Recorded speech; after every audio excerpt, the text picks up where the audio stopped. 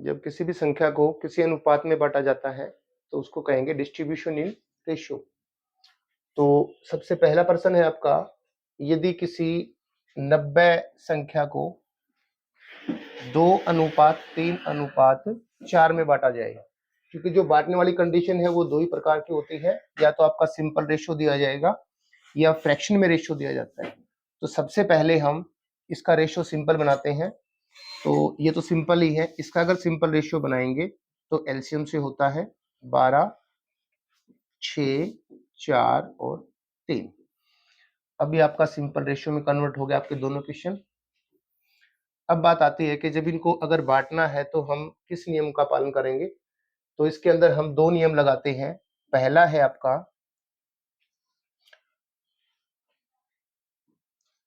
Total number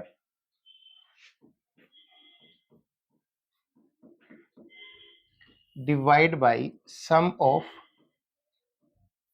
ratio is equal to होता है part.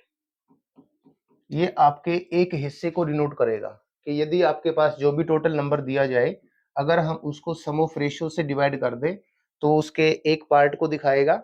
अब इसके पास जैसे दो पार्ट हैं तो हम उसको 2 से मल्टीप्लाई करेंगे, इसको 3 से करेंगे और फिर उसको 4 से करेंगे, तो आपके अलग अलग से पार्ट आ जाएंगे। या दूसरी फॉर्म होती है कि जो रेशियो की फॉर्म होती है आपकी कोई भी 2:3:4 है जैसे, इसका मतलब है यदि इसके पास दो चीजें हैं तो इसके पास 3 है, इसके पास 3 है तो इसके पास 4 होती है। अभी ये एग्जैक्ट नहीं है, यदि हम इनको x की फॉर्म में कन्वर्ट कर दें 2x, 3x एंड 4x, तो x लगने के बाद में अब जो आपकी वैल्यू है वो कांस्टेंट वैल्यू हो जाएगी। इसका मतलब इसके पास अभी 2x रुपए हैं, इसके पास 3x रुपए हैं और इसके पास 4x रुपए हैं। और अगर उससे पूछा जाए कि हम इनकी वैल्यू कैसे निकालेंगे तो आपको जो 90 है ये है टोटल अमाउंट, तीनों के पास जो वैल्यू है, तो इन तीनों को हम सम कर देंगे। 2x, 3x और 4x इज इक्वल टू होना चाहिए 90 के बराबर। तो या तो हम इस रूल का फॉलो करेंगे, यहां से x की वैल्यू डिफाइन करके 9x इज इक्वल टू 90, ये आ गया आपका 10।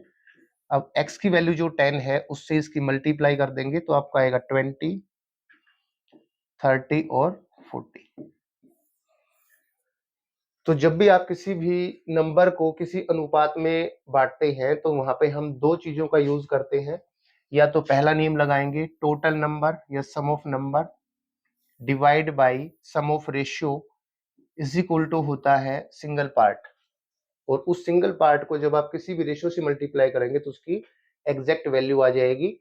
या हम रेशियो को एग्जैक्ट वैल्यू बना लेते हैं x के साथ मिला के, और फिर जैसा उसने कहा कि एक के पास इतने पैसे, दूसरे के पास इतने और तीनों के पास, तीसरे के पास इतने हैं और टोटल तीनों के पास आपके 90 रुपए है, तो इस इक्वेशन में ड्रा करेंगे तीनों का सम इज इक्वल टू जो भी वैल्यू आपको टोटल दी गई है उसके बराबर। वहां से आपकी x की वैल्यू आएगी और उसको इसमें पुट करेंगे तो आपके अलग अलग से पार्ट आ जाएंगे। अब इसी कंडीशन से अगर हम इस प्रश्न को सोल्व करें तो पहले नियम के अनुसार है आपका 390 total value divide by sum of ratio 13,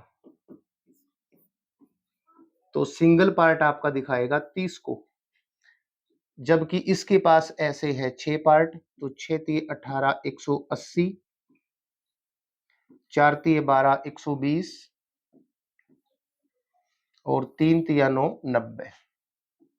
इस प्रकार से हम किसी भी नंबर को रेशियो के अंदर हम डिवाइड कर सकते हैं।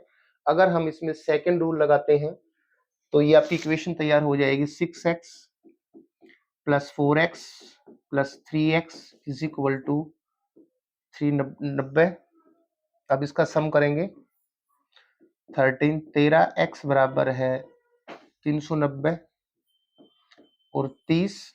अब इस x की वैल्यू को जब हम इसमें पुट करेंगे तो आपकी एग्जैक्ट वैल्यू आ जाएगी, वहीं आएगी सेम 6 3 18 180, 4 3 12 120 और 3 3 9 90। तो इस कंडीशन में जब हम किसी भी वैल्यू को किसी भी रेशियो में डिफाइन करेंगे तो वहां पे आप दो यूज कर सकते हैं फॉर्मूले का। पहला हमने बताया sum of number divide by sum of ratio is equal to होता है सिंगल पार्ट, और जब उस सिंगल पार्ट को हम उसकी रेशियो से मल्टीप्लाई करेंगे तो उनके जो एग्जैक्ट पार्ट है उनकी वैल्यू आ जाएगी, और या हम उनको एक्स की फॉर्म में कन्वर्ट करके उसके साथ एक्स अटैच करके उसको इक्वेशन में डाल के उसके बाद कर सकते हैं। अब नेक्स्ट क्वेश्चन है, अब इन्हीं फॉर्म से उनको सोल्व करना है।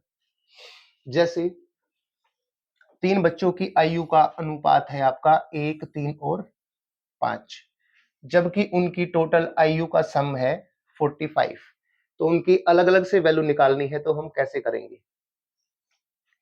तो 45 total number divide by sum of ratio 9 और सिंगल पार्ट आपका 5 है, तो अब इसकी जैसे ही मल्टीप्लाई करेंगे 5, 15 और 25, तो ये आपका आंसर आ जाएगा 5 वर्ष।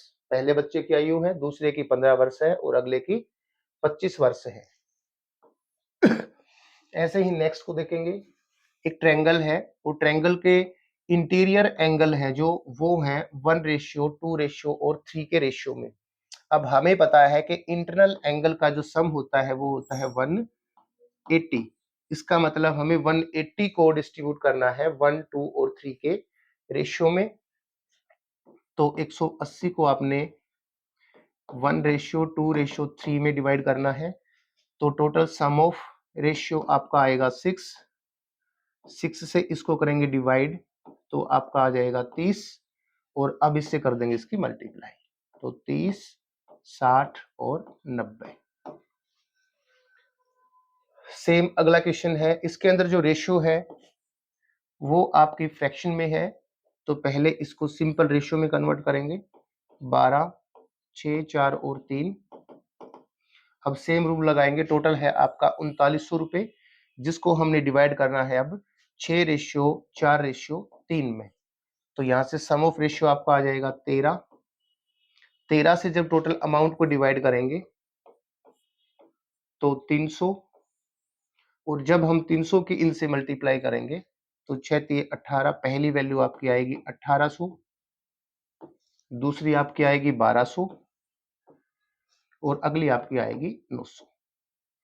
अब जिसकी भी वैल्यू पूछी जाए उसकी आप इनमें से बता सकते हो कि पहले का पार्ट है आपका 1800 रुपए, दूसरे का आपका है 1200 रुपए और अगले का है आपका 900 रुपए। अब नेक्स्ट क्वेश्चन है आपका ऐसा कि यदि राम को 2 रुपए मिलते हैं तो शाम को मिलते हैं 3 रुपए, और यदि शाम को 4 रुपए मिलते हैं तो रमेश को मिलते हैं 5 रुपए। ये वाला क्वेश्चन है आपका कि A:B और B:C वाला जो हमने दिया था, तो इसके अंदर हम यहाँ लिखेंगे पहले राम, पहले आपको इसका रेशियो बनाना पड़ेगा, राम फिर श्याम और इसके बाद है रमेश। तो राम और श्याम का रेशियो निकालेंगे तो इसको अगर 2 रुपए है तो इसके पास है 3 रुपए, तो रेशियो आएगा 2:3। श्याम और रमेश का देखा जाए तो 4:5, तो यहाँ आएगा 4:5, और पिछले रूल से जब इसको आप सोल्व करेंगे तो यहाँ लिखा जाएगा 4, यहाँ लिखा जाएगा आपका 3, और मल्टीप्लाई करेंगे तो 8, 12 और 15। ये आपका वही सेम क्वेश्चन बन गया कि 8:12:15 में आपको डिवाइड करना है 700 रुपए को, तो इसका सम ऑफ रेशियो आपका आएगा 35, 35 से जब उसको डिवाइड करोगे तो आपका आएगा 20, और इनकी अलग अलग वैल्यू निकालेंगे तो इसकी वैल्यू आ जाएगी 160, इसकी आएगी 240 और इसकी आएगी 300। अब इसमें प्रश्न में पूछा गया है कि आपको बताना है शाम का पार्ट कितना होगा। शाम का पार्ट था आपका मिडल रेशियो 12, और 12 से आपकी वैल्यू यहाँ पे आई है 240, तो यहाँ जो है शाम का पार्ट हो जाएगा 240। तो इस प्रकार के कुछ क्वेश्चन होंगे कि जो कोई वैल्यू आपको दी जाएगी और उनको हमें किसी विशेष रेशियो में डिवाइड करना होगा, तो इस दो रूल से आप उनको आसानी से कर सकते हैं।